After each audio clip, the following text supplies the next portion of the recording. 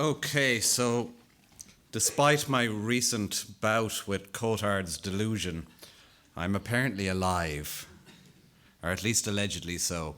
Thanks to Doctors Ronan and Murish for the invite. It's great to be here to talk to you. I'm going to talk about this new breed or species of nervous tension or anxiety that I believe is abroad in the world because of the extent now of our online usage and the amount of time we spend online. It's taking the form of an essay I wrote a couple of years ago now, when it became evident to me that whenever writers gathered at literary festivals and at events, we talked about one thing only, which was the internet, and how the hell can we get away from it? Because if we don't, nobody is ever going to write a book again. So this piece is written in very short, numbered sections, and it's titled The Skin of Anxiety. 1. On a winter's afternoon, late in 1994, I sat with two friends in the attic of an old terraced house we were renting on French's Quay in Cork City. And we listened, rapt, to the gurgle and hiss of a dial-up internet connection inside a gigantic desktop computer. It sounded like a beast trying to take form in there, and we smiled excitedly through the brown fog of dope smoke. We were using the attic also to grow marijuana plants under lamps mounted in the eaves. Memory perhaps elaborates the picture, but I seem to remember that it took miles of cables, door stoppers of computer manuals, and weeks of hair-pulling complication to bring us to this moment. The connection hissed more loudly still and sputtered, and we held our breaths as the great network that we knew was out there tried to snag its digital hooks on the virgin nodes of Cork City. But it failed, and the room went silent, and we turned off the computer and got on with our lives. Which, in 1994, largely involved slithering bug-eyed around the walls of Sir Henry's nightclub until the small hours, sleeping until late afternoon, and then trying to lure passing college girls into the house with the promises of free dope, playtime with a cute black rabbit called Flopsy we had bought in a pet store on North Main Street, and, we lied, access to the web. I was 25 years old, and at this time operating fitfully and at a very stoned level as a freelance reviewer, writing up notices of gigs and plays for magazines and newspapers. I would bash out my judgments on a Singer electric typewriter, perched on a wardrobe laid on its side to function as a desk. Sentences of Joycean complexity would be employed to tear strips off a Franken Walters show at Nancy Spain's pub, or the latest Corkadorka play at the Triskel. The Singer typewriter, quite snazzily, had an eraser function. Tipex was history, and the eraser was essential for the obsessive redrafting of my killer intros. I recall a sub-editor at the Irish Times asking whether a notice on some Cork indie band at the Phoenix Bar really merited an opening sentence that came in at something like 196 words. I would carry my typed pages as though they were tablets of stone across the river from French's Quay to what was then Jury's Hotel, where the receptionist would fax them through to Dublin, £1 the first page, 50p thereafter. Sometime towards the end of that winter, just before we all moved to London, we did finally get the internet connected, at least to some primeval degree. I don't remember exactly what I saw when I gazed for the first time into that fateful portal, or what I expected to see. But I do recall the first thing we did on the internet was look for a recipe for ecstasy. 2. the early autumn of 2012, and I tend to wake a little bit before 8 o'clock in the morning. And for a moment or two, I listen to what the weather is doing outside our house in South County Sligo. On 300 days of the year, it is raining hard, and I curse my fate. I then endure a moment of intense moral struggle. I know that I'm going to get up soon and spend the morning attempting to write fiction, as destiny says I must. And I know the last thing I should do now, because it will shatter my concentration before I even begin, is go online. But of course, I reach to the bedside table and grasp the iPhone. My wife tends to be awake a little before me, and she will already be tappity-tapping at her iPhone, even as I listen to the counterpoint of the rain's snare drum beat outside. And so my insinuation into the online world has begun even before I'm truly awake. I check my Gmail. I read bits of the papers. I Google myself. And yes, shame reddens my cheek as I type that phrase. I would almost rather admit to lying in the bed in the mornings abusing myself. But my suspicion is that almost all writers, young and old, now perform Google and Twitter searches for references to themselves several dozen times a day. I flutter about from site to site. I may well, as in I do, have a look to see how I'm getting on in terms of Amazon sales. So I will visit the UK, American and Canadian versions. I have even been known to visit the Japanese version because someone, a worried Mr. Murakami, bought a book of my stories out there once.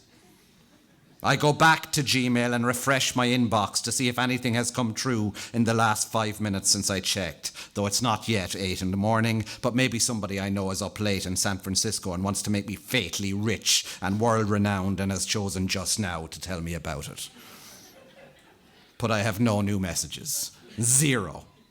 And another little knife is twisted in my nervous gut. I am not yet standing, or even fully conscious, but already I am in that impatient, flitty online mode. I bound about like one of those neurotic, petrol-sniffing hares you see at the Dublin Airport car park. I stay nowhere longer than a minute or two. If that, I'll start to read a piece, but 2 paragraphs in or less I'll go, yeah, right, blah-de-blah, and move on. You could not, by force of will, design a state of mind more unsuitable for getting up and attempting to make literature, but that, hilariously, is what I try to do. Or at least after a fashion. Lately, I note most of the essays and stories I write tend to be broken up into very short, numbered sections, because I can no longer replicate on the page the impression or sensation of consecutive, concentrated thought, because we don't really do that anymore. 3. Away with us now, friends, to a medieval scene. The town of Burr, County Offaly, as it was in the dreary winter of 1988, and an initiation ritual. I stood in an annex to a newspaper office that was in fact a shed with a galvanized tin roof, heated only by a superstar heater. And a lady with a strong Midlands accent stood before me and she said, slowly and deliberately, "This is a mouse." She displayed the little attachment that trailed from a squat, square, green-screened Macintosh computer and smiled encouragingly. I was allowed to have a go.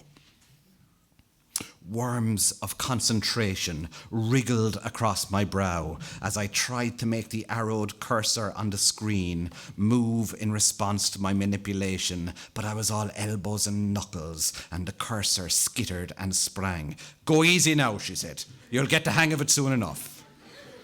And within no more than a few hours, I really did have the knack of it, and I felt confidently immersed in the world of the new technology, as it was then known in the offices of local Irish newspapers. I was 19. I had just dropped out of college to take up a position as a cub reporter on a new weekly paper in Limerick City. A job, in Limerick City in the late 80s was news in itself. And my college advisors had bid me haste as they urged me to quit the campus and go for it. It was the era when hot type, scalpels and gum were giving way to desktop publishing, and my first task was to spend a week in Birr on a sister paper being schooled in the mysteries of the Macintosh. I was put up in a surprisingly plush hotel on the main street. I spent the winter evenings drinking to excess with members of the Midlands press fraternity. These were mostly of the generation excited into journalism by the Watergate scandal, but having found themselves writing about the pothole situation in Tullamore, they dulled the pain of anticlimax with booze. I recall one night returning to the hotel, having crossed the main street on all fours, and falling to a desperate sleep, and its sour, scary dreams of green screens, jittering type, electric mice. 4. How many times a day do I check my email? This is going to be very, very embarrassing. Frequently now you will hear people joking about obsessive-compulsive disorder. They'll say, oh, I'm borderline OCD. Well, I am not borderline OCD. I am deep in country. I am upriver and entrenched. I am the Colonel Kurtz of OCD land. I once had a workroom in a flat in Clontarf with a new beige carpet on which little hairballs would mysteriously gather overnight. Before I could begin to write each morning, it became a thing that I had to crawl around the floor and pick up every last one of the hairballs and count them. That's my kind of level.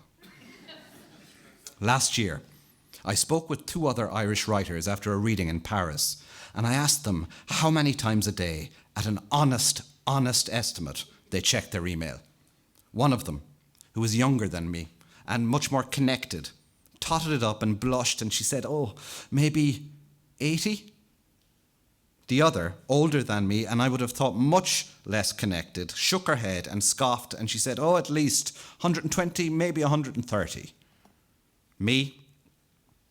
I don't turn the internet off while I'm writing. I don't have the software that blocks it.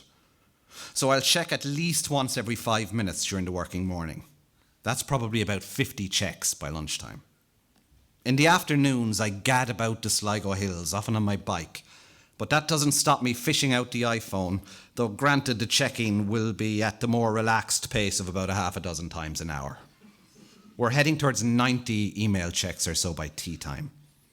In the evenings, I tend to check my email quite a lot because the US is about its working day and you never know what's going to come in from over there.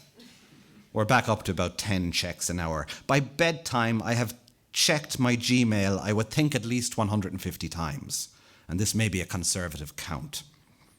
Now, on at least 140 of these occasions, my inbox will tell me that I have no new messages, 0.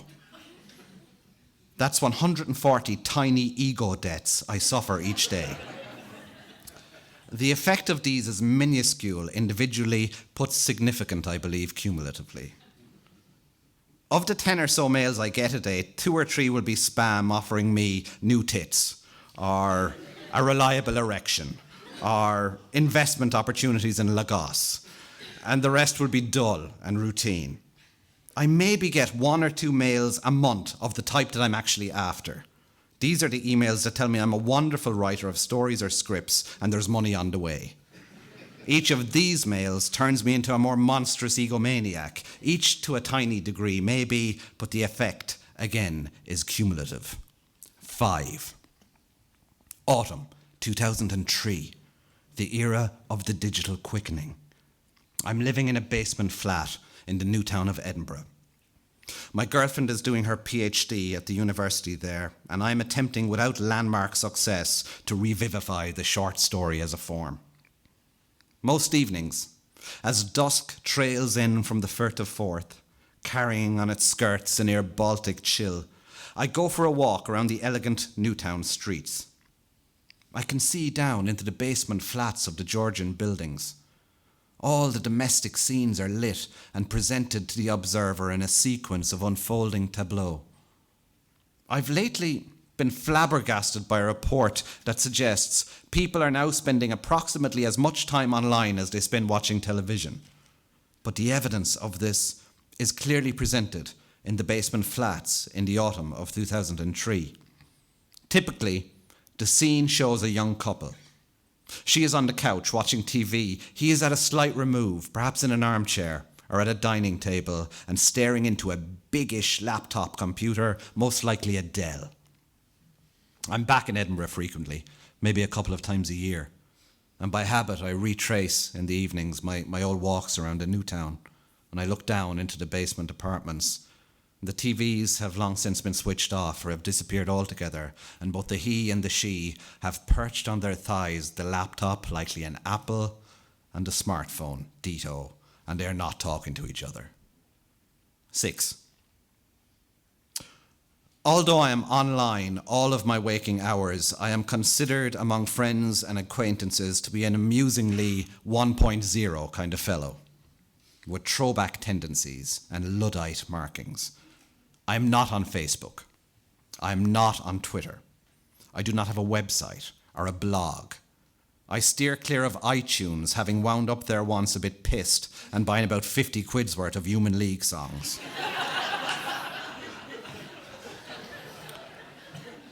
I do not maintain a Tumblr or curate a Flickr account, and I'm unsure what words to apply to these things because I don't know exactly what they are or what they do.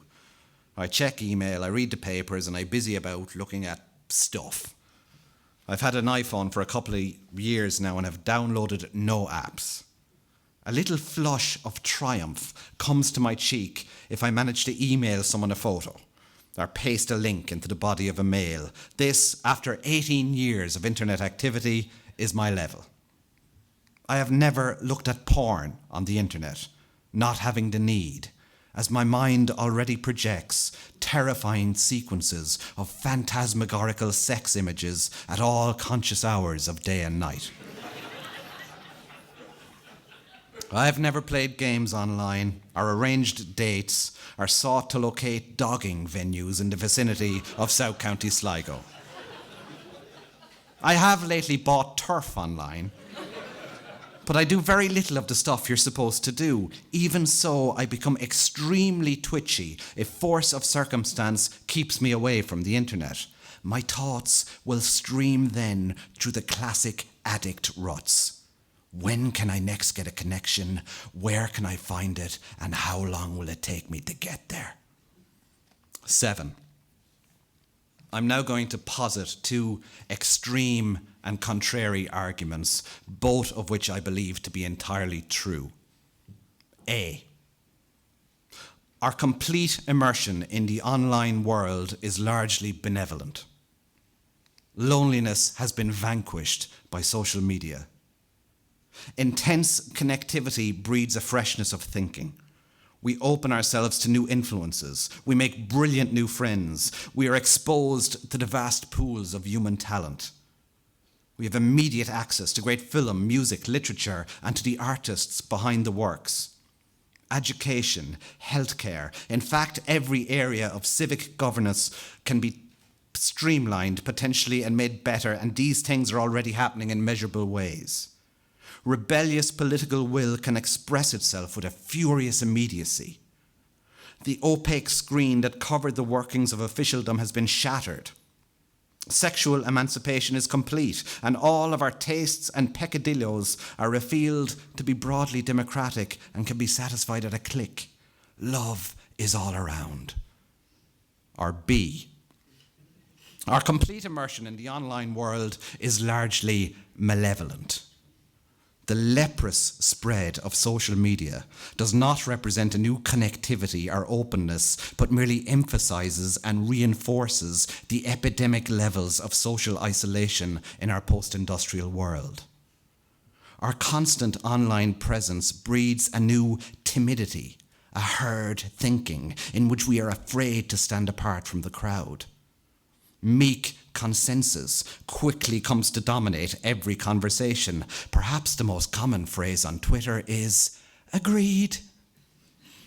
Filmmakers, writers, and musicians are being economically raped by the expectation that if something is online, it must be free, with the consequence that, artistically and culturally, we are entering the era of the amateur and the part-timer. Our concentrational abilities have been shattered and they will never recover. The people's smartphones can be taken only from their cold, dead hands. There is no longer any real learning. The internet has made us also very prickly and paranoid. How long can someone take to respond to an email? And why? Because they're too busy fucking tweeting? Also, perverts are everywhere and they want to masturbate all over us. 8. I never thought I'd be nostalgic for internet cafes. Always those places, though, had about them a kind of tang of nostalgia anyway. They emerged just as the great waves of westward and northern migration swept over Europe in the mid to late 90s. Always they were filled with the homesick voices that whispered urgently on cut-rate phone lines in booths around the edges of the cafe. Voices nostalgic for Chad or Ukraine, and the rest of us tappity-tapped at the metered screens as we checked our Hotmail accounts and our friends reunited, our Bebo, our live journal, as we yahooed ourselves and sipped coffee from a percolator jug that tasted like it was brewed from crotch sweat and Bisto cubes. I have hauled myself away to Spain every winter for the last 12, 13 or 14 years. By late January, I can simply take no more of Ireland, and I run screaming from it for as many weeks or months as I can afford. By the early zeros, my desperation to locate an internet cafe as soon as I arrived in a Spanish city had become all the more intense and neurotic. I'd throw my bags into the pension or rented flat and immediately dash out to scour the back streets of Cordoba or Malaga or Cadiz until I found the @ symbol on the shop frontage, and then I could breathe easier again. I'd slink in and out of the cafes 3 or 4 or 5 times a day, and often late on, in the magic hours, with our faces lit by the glow of the screens, as the nights of the Spanish cities passed by outside, obliviously. And when I think of my old trips now, I think not of the great cathedrals, or the bustling alley life of the barrios, or the sweet wines, or the fried fish, or the beautiful people. I think about the internet cafes. 9. Visiting Limerick again, in the summer of 04 or 05, it seemed that half of my old friends were working at the Dell plant in Raheen. It was the high watermark of demand, and they couldn't ship the things fast enough. They simply couldn't get enough workers. Among the more idle types in Limerick, there was dark talk of the Dell bus. It would come through the estates at the crack of dawn, and the Dell people would jump off the bus and knock on windows and doors and try to yank innocent citizens out of their beds and onto the factory line. 10. I emailed my old housemates, Seamus and Jean, from our days on French's Quay in Cork. They were both far more tech-savvy than I, and both ended up working at Digital Stuff. And so I asked them for their memories of our first internet connection, which would doubtlessly be more precise than mine. Apparently, we used to look mainly at alt.dot news groups, and usually those that focused on cannabis cultivation in damp climates. The news groups had a very basic interface, dull, greyish blocks of rolling text lines. Our computer was a Gateway 200 PC, specifically a 486 SS33 with 2 megabyte RAM and a 100 megabyte hard drive.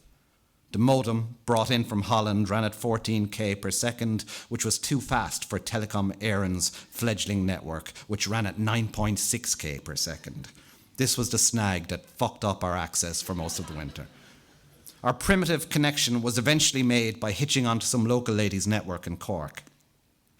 We didn't have a browser, as it would be recognised now, but a green screen app through which you could perform basic hypertext linking. Seamus went to the Telecom Éireann office on the South Mall and asked about setting up an ISP, and he was told the best thing he could do was immigrate. Which we all promptly did. I allegedly threw the black rabbit Flopsy down the stairs one morning when I woke up with it sitting on my pillow. I do not recall this and I deny it. We apparently did find a recipe for ecstasy, but the next problem was locating the ingredients. 11. The scene, now, late at night, at the house in County Sligo. By the side of the bed, there are typically 20 or 30 books. Also, there are copies of magazines and literary journals. I am reading none of these. I'm lying in the bed tapping at my iPhone. It is a rare occurrence for me now to finish a book. I search for reasons to stop reading rather than reasons to continue. I flit and hop from book to book in precisely the way my brain has been trained to flit and hop from site to site. I have been neurologically rewired. Also, a very dark discovery. If contemporary books have some tiny hope of being read all the way through, I believe that many of the classics have none at all.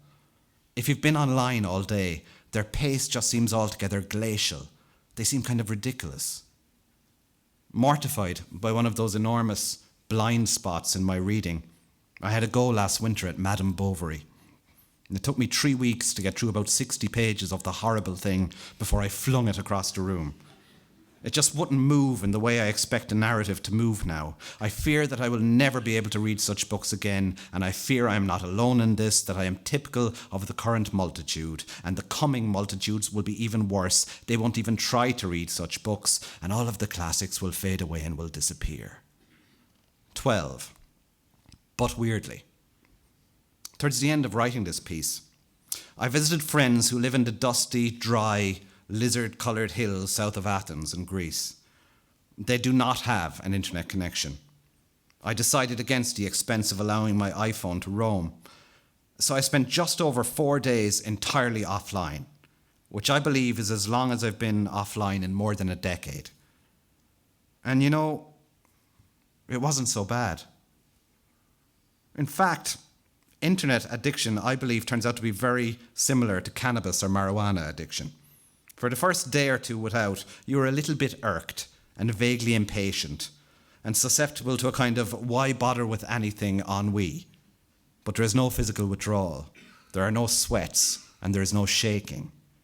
And after a while, you pretty much forget about it and get on with your life. I now strongly believe that internet use might in fact have quite a lot in common with marijuana use. The occasional blast is fine and might even be revelatory, but too much of it makes you a bit touchy and stupid, and you really shouldn't be doing it all day, every day, and you really, really don't need to wake and bake. Is it conceivable that a more casual approach might even become the norm? A few months ago, I talked to some very cool art students, early 20s, and we talked about the internet and its effects. And it appears that the hip thing now for arty kids in their early 20s is to go offline. They spoke happily of closing their Facebook accounts and giving up Twitter. The internet, they suggested, has become a bit of a dad thing. They seem to be much less excited about it than my own generation is. It was as boring to them as television was to me when I was in my 20s. I just wasn't arsed about it. It was what middle-aged people did. And I wonder now if the coming multitudes might not be so bad after all. 13. Or what if it's a skin of anxiety that's pulled tautly across the entire surface of the world, over all the hills and undulations, and what if it has changed everything forever and for the worse, and what if we can never, ever escape from it? Thank you very much. Cheers.